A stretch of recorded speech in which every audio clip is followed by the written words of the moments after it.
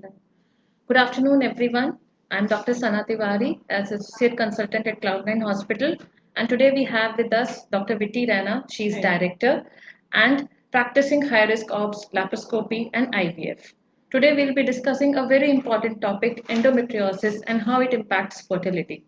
So, ma'am, our viewers would like to know what is actually endometriosis? Okay, so endometriosis is a hormonal condition which is right now affecting 10% of our women.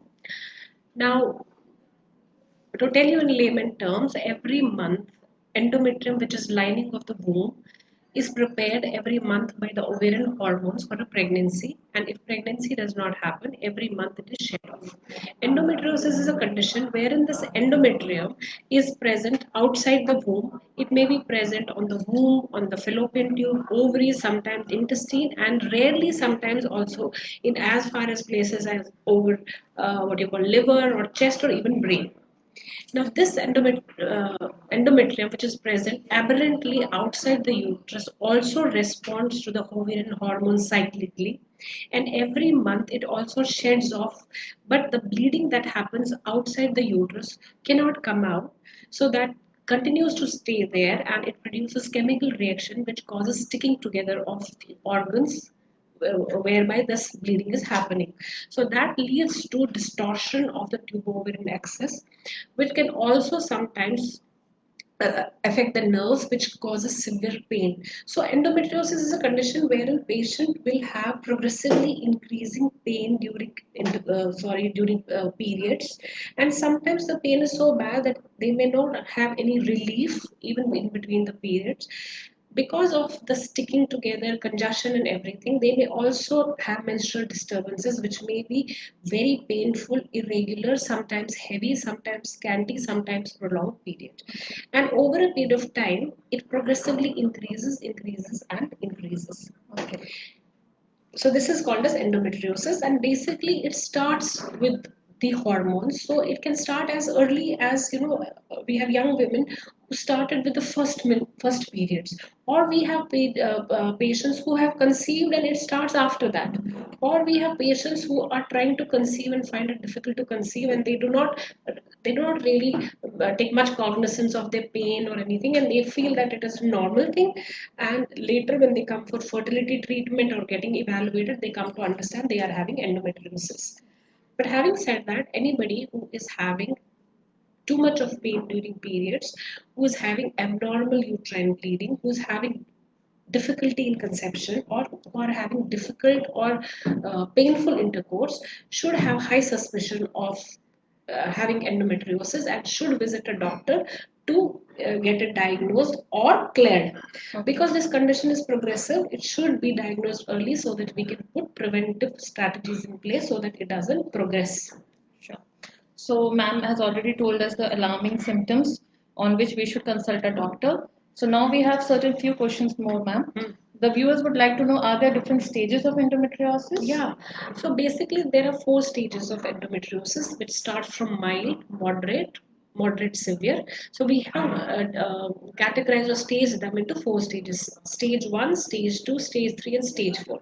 Stage three is that it is minimal sort of endometriotic spots are present outside the uterus, and stage four is where the endometriosis has progressed to the point that all the organs in the pelvis and abdomen are stuck together, and they have lost their normal sort of anatomy, and which involves tubes and ovaries get stuck to the uterus, and that is the last stage wherein now the organs look as if they're cemented together. So that is called a stage four. In between, we can have something like an endometrioma, which is endometrioma means endometriotic tumor in the ovary, which gets stuck to the surrounding organs like tubes and intestine or uterus, with one tube may be open, or we may have both the tubes stuck together, but it's not something which cannot be visualized or which cannot be delineated. So stage four is where everything is so stuck together that we're not able to understand what is what. So that is Okay. stage four. And how can we diagnose endometriosis? Okay, so for diagnosis, first of all, we should have very high degree of suspicion. So we have young women who have just started periods and they complain of severe pain, severe pain. So once they come to us, we give some mild pain relief, and but if after 1 year of them having this condition which is not improving with normal medicines, we should have a very high degree of suspicion and we should advise an ultrasound. Even if the ultrasound is clear, because the first stage of endometriosis, which is called minimal stage of endometriosis, may not be picked on the ultrasound. So there we should have high degree of suspicion and give some suppressive treatment to them and see if that suppressive treatment gives them relief. If there is relief, that means yes, they are having endometriosis and we should continue the suppression. But there are some patients who come to us with these symptoms, and when we do the ultrasound, we find an endometriotic cyst and we find something. So we know that okay, there is an endometrioma. But sometimes patients come to us with very big endometriomas and difficulty in conception. There we have to use a laparoscopy to stage the endometriotic disease, of course, to debulk the endometrioma, to remove this endometrioma, and also to stage the endometriotic disease. Why staging is important? Because that staging informs her about her fertility plans.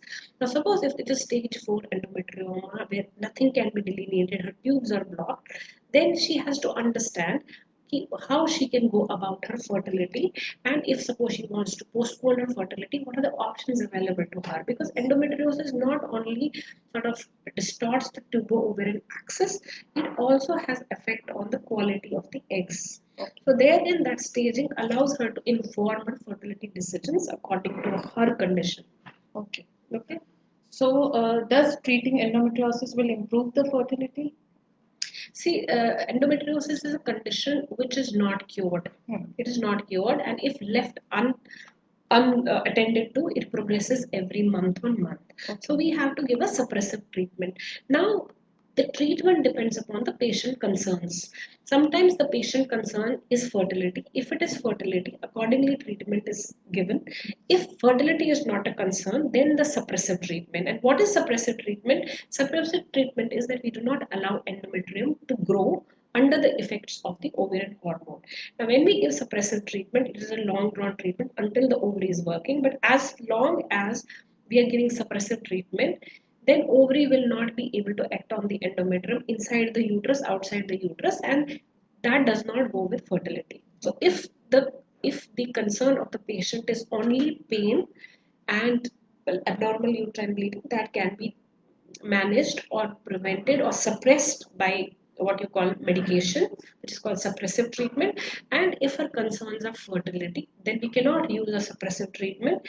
We have to do a laparoscopy sometimes, or sometimes without laparoscopy. We have to check her tubo-ovarian, what you call anatomy. We have to check for the patency of the tubes. We have to check the ovarian reserve, and that will inform what kind of fertility treatment she has.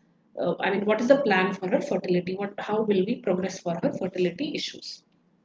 We have one of the patient who is asking that if I have stage 4 endometriosis, will laparoscopy help in improving the fertility rate?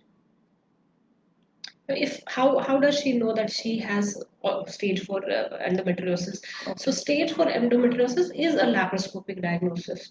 Now laparoscopy, if it is stage 4 endometriosis and it is already known that the tubes are damaged, then a repeat laparoscopy to open the tubes is not going to help her. Her fertility plans will then change. It may be that we are not able to improve the inside anatomy of the uterus and tube, so she may have to enroll herself in IVF. So, how does endometriosis and egg freezing go? As you've already said, that endometriosis affects the egg quality. So, how should one go about IVF if they've got to know that okay, anatomy is just distorted and they have to enroll in IVF. So, See, not there are only 25 to 30% of endometriotic patients who require fertility treatment. That fertility treatment is not and the first go as an IVF. Fertility treatment means first of all we evaluate whether her tubes are open or not. If they are open, we can give them option. We can give them few cycles of ovulation and induction. With this, almost 30% of patients may conceive. Now, if they have exhausted this option and still tubes are open, then we can give them few cycles of ovulation, induction, and IUI. But while we are doing these few cycles, we have to be very, very conscious of the fact that is her ovarian volume, ovarian reserve dwindling. Ovarian reserve means the number of eggs. So that we check by AMH levels. If AMH levels are permissive, we can try 3 to 6 cycles of ovulation, induction, and IUI. And if that also fails, then we have to go for IVF. Or we have some patients who come for fertility concern, they're still young. And when we do their AMH levels, it's so low that we have to circumvent everything and we have to enroll them directly into the IVF. So what dictates which kind of treatment a patient will require depends upon, first of all, the AMH levels. AMH levels tells us about the ovarian reserve, how much reserve she has. Second is tubo-ovarian axis, are her tubes open or not? And third is what are her concerns right now? Like, there are some patients who want to try for, naturally for some time. But you have to counsel them, like you have to give them a clear guidance. If they want to do certain things, how long can they try and when they should, enroll in a fertility treatment, which may be an IUI or an IVF. So that guidance they require. And this whole plan is customized to the patient profile, her age, her AMH level, her stage of endometriosis, whether she is conceived earlier. All this will be taken into account, and the treatment and fertility plans will be customized according to the patient's profile. Yes, ma'am. So we have one more question in which the patient is saying that she had an endometrial cyst in the right ovary, had severe pain for the last 2 months, and had pain during the periods also. Last month, laparoscopy, hysteroscopy, cystectomy was done, and now she's trying to conceive with great force. As said, the right tube is damaged. Now, please suggest, can this tube be healthy in future? Left tube and didn't.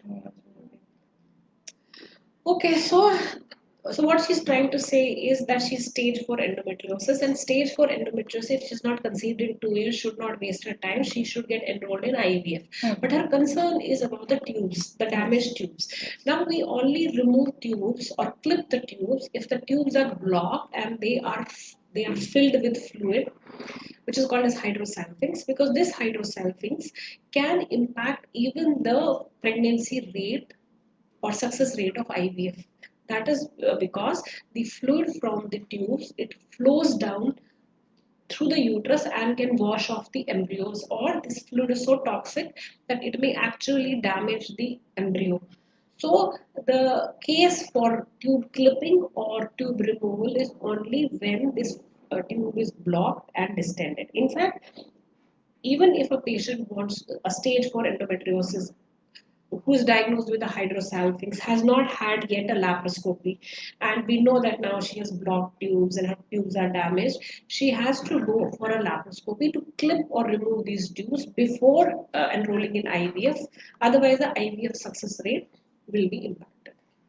Okay, and one of the question is that between ultrasound and surgical option, do we have another diagnosing modality? As we know that laparoscopy is the gold standard.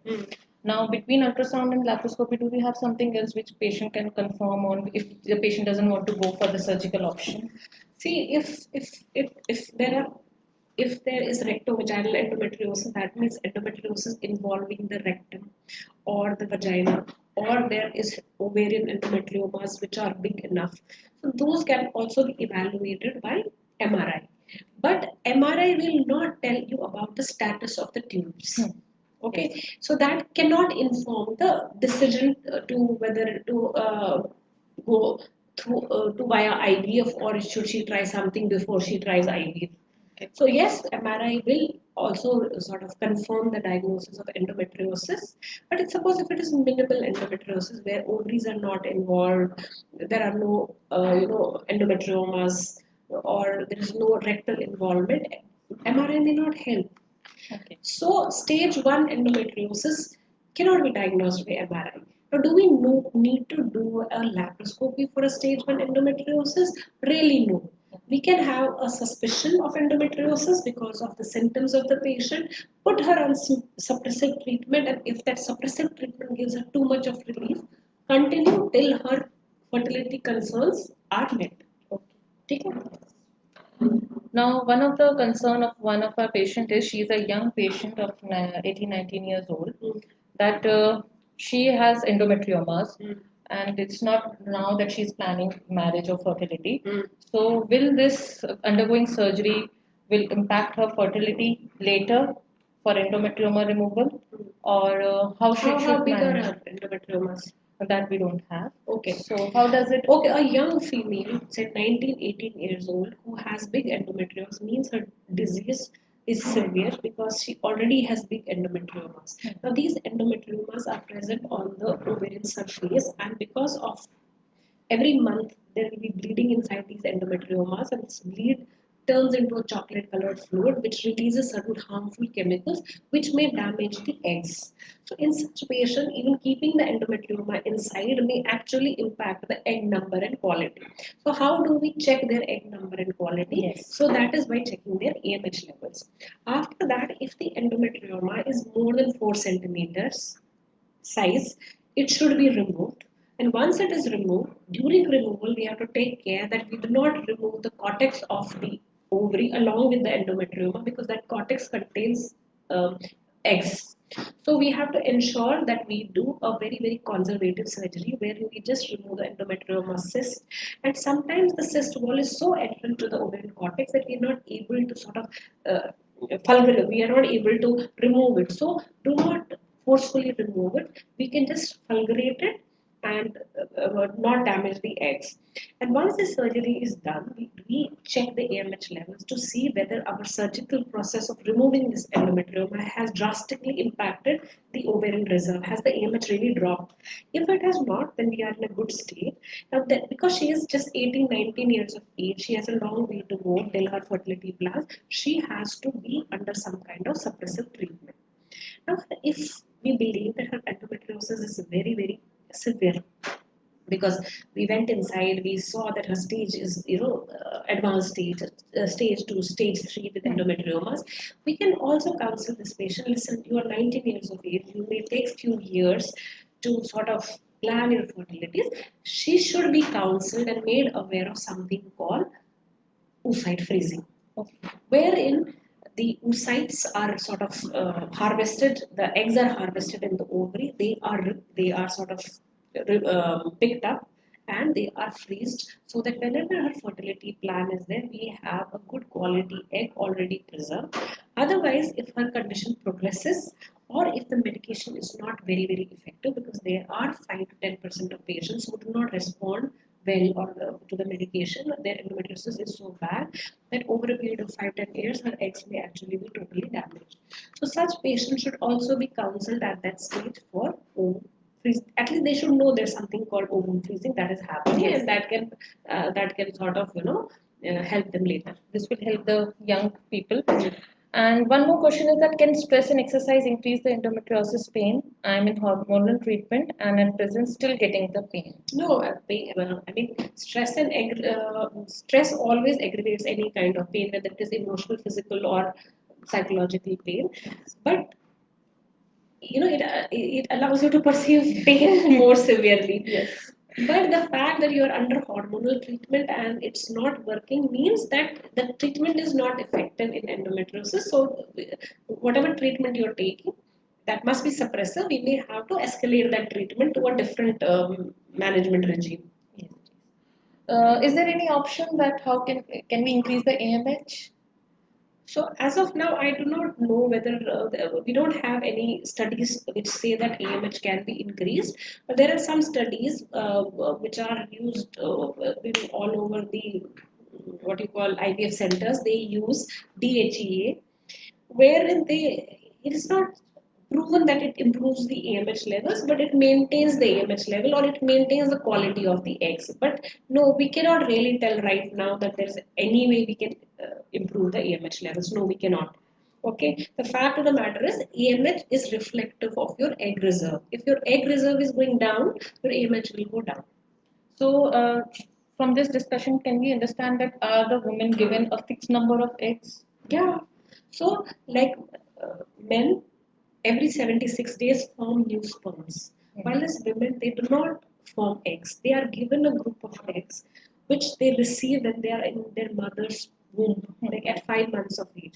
By the time they're born, 80% of these eggs are lost. Okay. And till the time they reach puberty, where a switch in the brain is put on, when this egg recruitment happens and a young girl becomes a young lady and she starts having these menstrual periods, another 10% is lost. So she's left with only 10% of the eggs, and through her reproductive years, she recruits these eggs and she loses these eggs. And at age 35 years of age, there's a drastic increase in the loss of eggs, both in terms of number as well as quality, and suddenly then there's a menopause. Now, AMH levels can get affected by endometriosis also, because endometriosis, if there's ovarian endometriosis, the cytokines produced by this altered blood can damage the oocytes also, not in terms of only number, but their DNA or the genetic material of the egg is also impacted, which may affect the quality of embryos, which causes difficulty in conception naturally as well. Even in IVF, the quality of embryos may be low grade, which gives a lesser success rate. Does bowel endometriosis cause infertility? I mean, bowel endometriosis is part and parcel of the whole endometriosis. Yes. So, of course, it will be associated with some kind of fertility, like in any other woman. 20 to 30% of such patients will have infertility and they will have bowel symptoms as well. Okay. And is there irregular bleeding one of the alarming symptoms? This we have already discussed. What are the alarming symptoms with which the patient should consult a doctor? The alarming symptoms are severe progressive pain while having intercourse, difficulty in conception for more than 1 year. I have seen 5 to 10% of endometriosis who never had any pain, who had never had any menstrual disturbance. They just approached doctors for infertility, and nobody thought of doing a laparoscopy. So when nothing worked, and they were told, okay, let us go for an IVF. So a laparoscope was put in to realize that, oh, she's a grade 4 endometriosis. So for endometriosis, especially in infertile women who may not have pain, we should have a very high degree of suspicion even for endometriosis. So the pain of endometriosis does not correlate with the stage of endometriosis. We have women with very minimal endometriosis with severe pain, and we have stage 4 endometriosis with no pain. So the stage and the pain severity are not correlative of each other. Can hydrosalpinx be diagnosed in ultrasound? Yes, hydrosalpinx is easily diagnosed in ultrasound. And what is hydrosalpinx? So you have to understand we have two tubes. They're 10 centimeter long tubes. They allow sperms to move in, and the fertilization process happens in the tube. Tubes are very very active organs. The other end of the tube has finger-like structures which picks up the egg, and the sperm travels the tube, and in the ampullary region of the tube, the fertilization happens, and then the tube actively transport this fertilized egg back into the uterus by the movement of the tube, which pushes the embryo slowly, slowly. It takes 7 days for the embryo to reach the uterus. Now, when these tubes are blocked, they can be blocked at the distal end where they meet the sort of uterus, or at the other end. If the tube is blocked at the other end, so what happens is the fluid gets accumulated in the tube, and these tubes they swell up like balloons, and they're filled with fluid, and this is automatically visible on the ultrasound. If suppose the tube is blocked where it is attached to the uterus, otherwise it is open, from there on it is open, these tubes do not get filled with the fluids. So if we see a distended tube filled with water, that means automatically it is a blocked tube and it's not allowing fluid to pass. So it will not allow egg and sperm to meet. So Yes. we all know that normally tubes cannot be seen on the ultrasound, only the distended tubes which are filled with fluid. Okay, so we have another question, ma'am. What is the good level of AMH at age 35 and above? Okay, so 35 and above, it should be 1.5 and above. So that is a good level of AMH. But having said that, the chronological age and the ovarian age do not correlate with each other. We are seeing young women of age 30, 28 with AMH 0.8, 0.1. So it is allowing when a young woman who is less than 35 years of age has an AMH which is below 1. Okay. And since we have already discussed, after how many months can I get pregnant after laparoscopy and both the tubes are open? Okay, so whenever we do a laparoscopy, we debulk and we know that both the tubes are open, we wait for 6 months to 1 year. Okay, and if they have not conceived, then they require help, maybe in the form of ovulation, induction, and IUI. And if 3 cycles of ovulation, induction, and IUI after waiting for 1 year of surgery is not helping them, that means those tubes are open, they're not functioning, so they need an IVF. So open tubes does not mean a functioning tube. No, the open tube does not mean a functioning tube. Open tube means they're open for the sperm to swim up and reach the egg.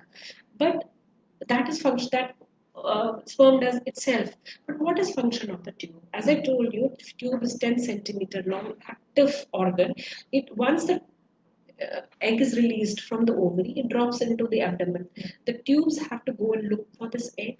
They create a suction with their finger-like structures and pick up this very heavy egg, and then it allows egg and sperm to meet inside the tube, and that's where fertilization happens. Not only that, once fertilization happens, within 30 hours, this starts becoming an embryo, it starts dividing, it becomes heavy. Now, this heavy embryo cannot move on its own. There's no motility. So tubes have small hair-like structure which are called cilia. They create a wave. They create a wave and push this embryo slowly, slowly, slowly back into the uterus. Okay. So people who have damaged tubes may not allow sperm and egg to meet. One. Second, even if sperm is able to come and egg is picked up, but the tubal function is not okay, it's not able to transfer it back to the uterus. In such patients, sometimes the pregnancy implants in the tube, which is called an ectopic pregnancy, and that can be a dangerous situation for the woman.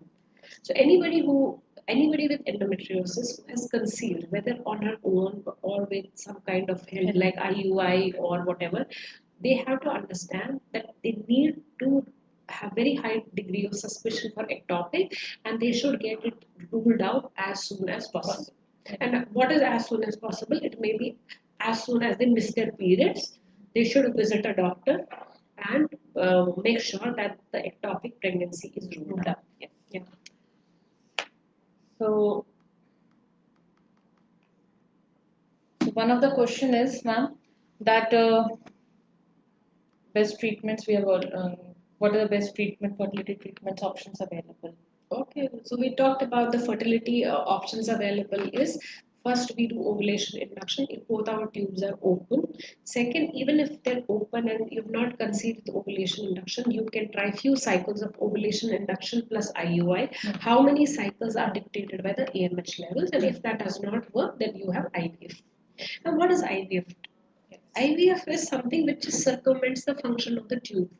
So, what is the function of the tube? The function of the tube is to pick up the egg, to allow sperm to come and meet that egg. Fertilization happens in the lumen of the tube.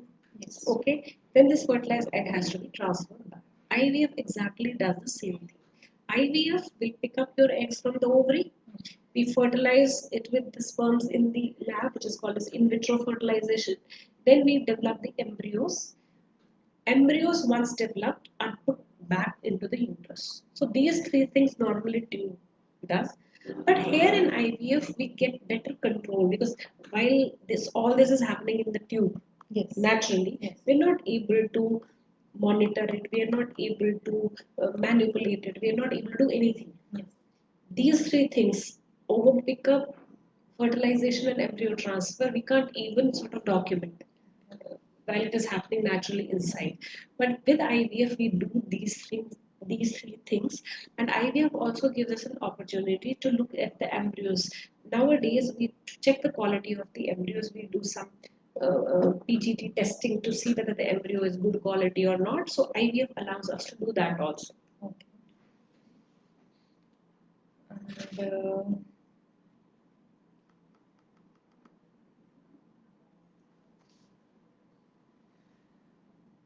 Now we have solved all the doubts.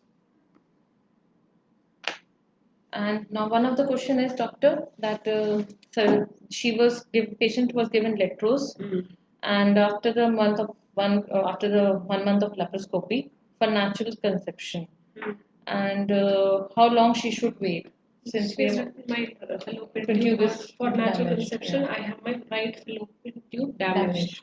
damaged. Okay, so what she's saying is that basically letrose is an ovulation induction agent. If one of her tubes is open, so if we do ovulation induction and the egg recruits in that side of the, like, the side of the tube which is open, she should try it for 3 cycles. Now 3 cycles will automatically mean 6 months. If she has not conceived by 6 months of trying this on the side on which the tube is open, she should not continue with that. It is wastage of her eggs and effort, and maybe her endometriosis is progressing because every month, if you're not putting the patient on suppressive treatment, it aggravates. So she should go and get herself counseled and explore the option of IVF. And why this only when the tube which is open, only when she should try on that side only, because we should explain the viewers that every month only one. Yeah. So if suppose one of the tube is damaged and she is doing ovulation induction or ovulation induction and IUI, you understand the side on which the tube is blocked, it's not going to work. And every alternate month, No, this patient needs to be monitored by the ultrasound to give her better targeted, timelines. Ki, okay, fine, this cycle will go ahead because your egg is recruiting on the side where the tube is open. So this ovulation induction should be monitored with ultrasound. Okay. Is there a way to increase the endometrius thickness? Some patients have complaints of thin endometrium. So, is there any way that we can increase it? Thin endometrium is a very, very painful issue as far as fertility is concerned. What causes thin endometrium is damage to the endometrium, which can happen because of an infection. It can happen because of the scarring due to excessive, DNCs or anything. Or we have some patients who have thin endometrium because of severe PCOD. In PCOD, there are 10 to 15% of women who have very, very high androgen levels, and that does not allow endometrium to thicken or have good blood flow, so that's thin. So, depending upon what is the cause of thin endometrium, we will address the issue.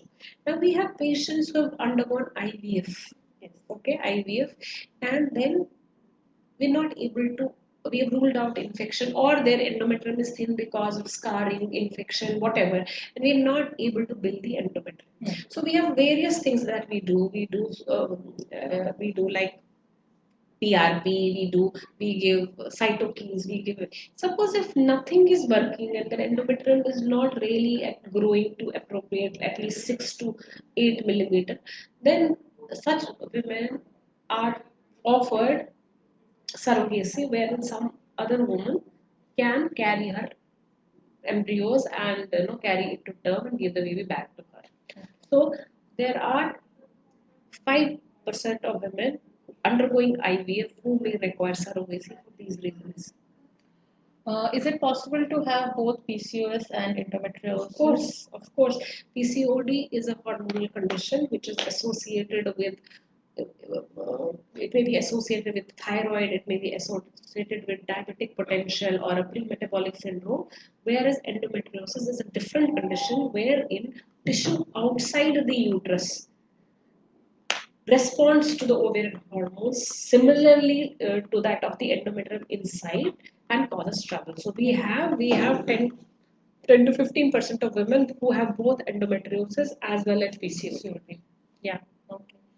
And what all vitamin supplements can we take post pregnancy to stay healthy? Though it is not related to our topic, but still we have one of such questions. So that is vitamin D, calcium, proteins, and iron, folic acid, vitamin B12, because most of the Indians are like, they're vegetarians, so their supply of iron and vitamin B12 and zinc especially is less. So, fine. One patient wants to know that why she still has the pain on the right side where she had endometriosis even after the removal of the cyst in the laparoscopy. Because endometriosis causes sticking together of two organs, and if where the sticking happens, there's a nerve involved that may continue to give her pain. Okay.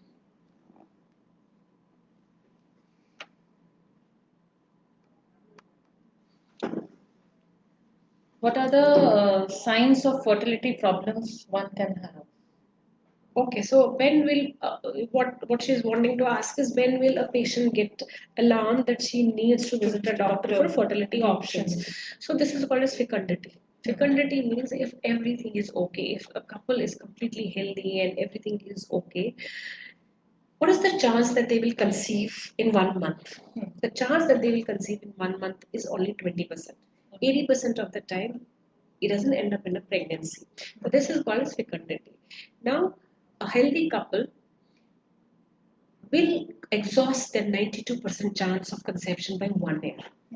If they have not used contraception for 1 year and they have not conceived, that means they need to visit a doctor to see that everything is all right, or do they need to do certain tests to see whether something is wrong or not. So it is 1 year of not using contraception and you have not conceived, please visit a doctor. Yes. And Now there's one more thing. This is for a young woman who is between 25 to 30 years of age. Any woman who is about 30, 32, 34, 35, they don't need to wait for 1 year, please. Yeah, they need to come within 6 hours. After 6 hours or 6 months of trying, if they have not conceived, they should visit a doctor. Because at 35, 32, 34, they are, we are really not sure about their ovarian reserve, so they should not take 1 year time. They should visit a doctor at least to reassure themselves that everything is all right by 6 months. Yeah. uh,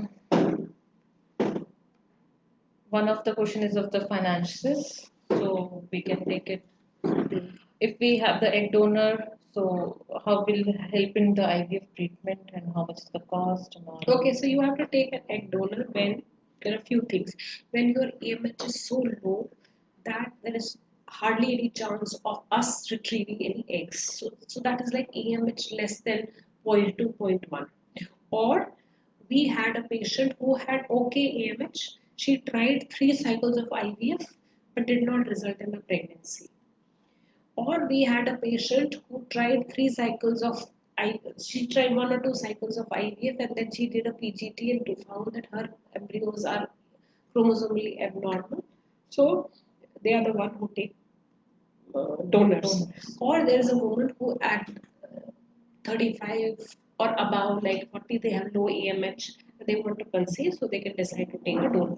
Now, donor is a young woman who is in the reproductive age group, preferably between 25 to 29 years of age, who is of proven fertility, means she should have had a child who is perfectly normal. So she can be a donor. Now, how to recruit a donor for IVF program is that we have some agencies, donor agencies, which are certified and approved by the ICMR for supplying donors. Okay. So there are some medical legal formalities which you have to do. So first of all, any couple who is contemplating a donor program IVF have to give consent for that. Once they do it, we raise a requisition for a donor. And how a donor is selected is first of age, then she should match the patients, couples, like cultural and traditional, suppose North Indian or South Indian or whatever, and then the blood group we try to match. Then the physical characteristics like color of eyes and hair. So these are few physical characters. After this thing, when we get the donors, we first of all check their AMH levels. We check whether she's of proven fertility, whether she has conceived, whether her child is normal or not, and once that is there, they are recruited. How much does it cost? About the usual IVF depends upon the agency which so they have to. So that is something between donor agencies and the commissioning patients who go for donors. So that's nothing to do with us. Okay. So one of the patients would like to know that after IVF treatment, is the pregnancy, if happens, is it say do we have the same test which we have for other normal patients, or some special tests are performed because they conceived after having surgery for endometriosis, then undergoing No, see, IVF? first 3 months is obviously a high risk because such patients are under hormonal support. Hmm. But once they reach 12 weeks, so they will be treated like any other pregnant female. Okay. But depending upon whether it was a self egg or a donor egg, they test to see whether the baby is chromosomally normal, like we offer to everybody, like nucleus scan, double marker, or for that matter, level 2 scan. Now, if suppose we have done IVF ICSI, Hmm. so we may offer few more genetic tests to ensure that the baby is healthy. Even if they have done a PGS before having an embryo transfer, still they may require slightly more tests than a woman who has conceived naturally. Okay. Then once they have conceived, depending upon whether it's a single embryo or a twin embryo, they become a high risk, because if it is a twin embryo pregnancy and she is conceiving twin, she automatically becomes a high risk pregnancy. Her monitoring, ultrasounds and everything will be slightly more than a woman who is conceived naturally. So, since you have talked about IVF ICSI, so can we have a little description about how IVF and IVF ICSI is different? Okay, so IVF means, so we pick up the eggs from, we harvest the ovary for eggs. Yes. Once the eggs are ready, we pick them up, we retrieve the eggs. Then in the lab, these eggs are sort of fertilized. How are they fertilized? So there are two ways. One is IVF, and second is IVF ICSI. In IVF, what we do is each retrieved egg is incubated overnight with 250,000 sperms. And during this incubation period, uh, one out of these 250,000 sperms will go and impregnate the ovum. It will sort of fertilize, it will enter and it will fertilize the egg. Now, this simulates the natural process which normally happens in the tube. Hmm. IVF ICSI is wherein the embryologist will pick up one good looking, which looks morphologically or which looks good, which is very motile, which is like, which looks good sperm, she will pick that up and inject this sperm into the egg, which is called as intracytoplasmic sperm injection. The sperm is injected. Okay. Now, where is this ICSI done? This ICSI is done where we have less number of eggs, or we have a male factor where we are not very sure that the sperm will actually inject itself or not. So there ICSI is used. While as IVF is better because it simulates a natural process wherein out of 250,000 sperms, a best one will automatically insert itself. So when we do IVF, we only do IVF when we have no problem, male factor problem, and we have good number of eggs. So that ensures that our at least we will have good number of fertilizer. Where egg number is less, egg quality is less, sperm factor is not okay, we do not leave it to chance. So we will try to do an ICSI, so that our fertilization rates are higher. So in ICSI, the fertilization rates are higher, while as in IVF, it may not be as high as ICSI. But having said that, ICSI is only used when we have real factors which will impact the fertilization. So that is where ICSI is used. So, can a patient have two, three factors involved which can cause infertility, or just that a single factor? No, sometimes like we have patients who have PCOD, endometriosis, and male factor as well. So when we are planning the fertility treatment, we have to take the whole picture in mind. Even for IVF, we know that in PCOD patients, we may have a male factor, we may have egg quality factor, we may also have an endometrial factor. So whenever we are planning somebody's IVF, we have to make sure that for the success, we have to consider all factors, improvise all factors, control all factors to give pregnancy in the shortest possible time. And they should be then examined simultaneously, or some patients come, some patient comes, so they ask you only just test me, or the male partner should be tested along, and all the tests which includes I factors. think infertility is a couple business. Okay, it's not that one person is getting more. So 30% of the time it is female, 30% of the time it is male, and 30% of the time it's both factors. So because it is a couple-based thing, I think both the couples should be simultaneously examined and investigated. In fact, male factor should be examined at the first go because if there is some problem with the sperm, it takes almost 3 months to improve it. And by 3 months, after 3 months, we come to know whether it will be improved, whether it has improved or it is something which cannot be improved. So accordingly, the treatment is taken further. So I think both the couples should be investigated simultaneously. So this will help most of the couples out there who are listening to the live session. And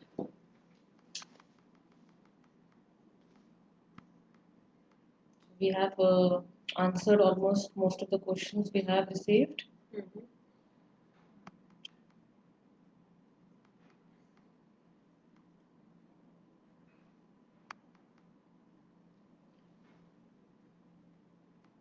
Any expert advice for the patients related to endometrioma? No, so endometriosis is a condition which is a progressive condition. Anybody who has warning signs should be in touch with the doctor to understand what is the stage of her endometriosis, what are the repercussions of her condition, what can be her fertility plan, and how to keep the endometriosis suppressed. So, 30, 10 to 15% of women are having endometriosis. Out of them, severe is almost 10 to 15%, and women with endometriosis, 20 to 30% of them are having infertility. And along with that, if you have a male factor, it increases infertility or fertility issues to almost 50%. So endometriosis is one condition which all women should know, understand. If they're having excessive pain during period, it's not normal. Go and visit a doctor. Get reassured that it is not endometriosis. And if at all it is endometriosis, you do not need to worry. It needs management, which your doctor will give and support you in the whole process of your fertility plans. So we have Any more questions, Sana? no, ma'am. So we have already answered all the questions out there. See, now most of the people when they come in with everybody wants to understand that they're okay and they will conceive naturally because this is something so important and integral to any woman. So when these women come in, they're very young, and when they hear about this endometriosis and they realize that it is something which cannot be cured. So, and when we tell them about all the stages and everything, they sometimes get scared. So they don't need to get scared because information is power. If they know what they are having, they have control about what they're going to do about it and how they're going to circumvent about it around it for their fertility goals, how they're going to put the condition in control rather than condition controlling their physical and emotional and psychological structure. So every woman must understand when you get any information about anything, it does not need to freak you out or worry, because if you have information, then you have control over that and you can control that rather than the condition controlling your life. Okay, so because most of these young people when they come, they They're get not able scared, to they're not able to handle the diagnosis, and we feel bad, but sometimes we have to tell them, and they're not able to handle and they get scared. But no, they have to understand, they need to know about it, they need to be very very aware, and they don't need to feel scared because doctors are there to help them through this condition. So coming to the conclusion of our live session, one last question, ma'am. Hmm. That since endometriosis not only affects fertility, Hmm. though it is a major issue, after the fertility issue is taken care of, the quality of life is also affected of a woman. How for that? So, How so should we manage? because it causes adhesions everywhere in the pelvis. So, even if fertility is not a concern, such women have pain, which can radiate to bowel. Their bowel movements are affected. It can cause bladder involvement, urinary bladder involvement, which causes them difficulty in urination. They can have difficulty in their intercourse. They have major pain, which can affect the couple's relationship. For all these reasons, they need to be under suppressive treatment, even if their fertility goals have been met with. And how long do they have to be under treatment is till their ovaries are working, which is when they achieve menopause, then the condition will regress automatically because there are no hormones coming from the ovary which is stimulating this abnormal aberrant endometrium outside the uterus.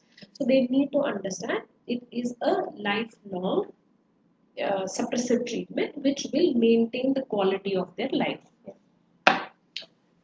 So I think we had a very informative session with Dr. Viti Rana, and I hope all patients out there who are listening to our live session have been able to solve their doubts, and this information will help them in planning their fertility and future goals. I hope everyone out there a very good day. Very good day, and please don't be scared. We are there to help you. Yeah, that's all. Thank you so much. Thank you. So we are very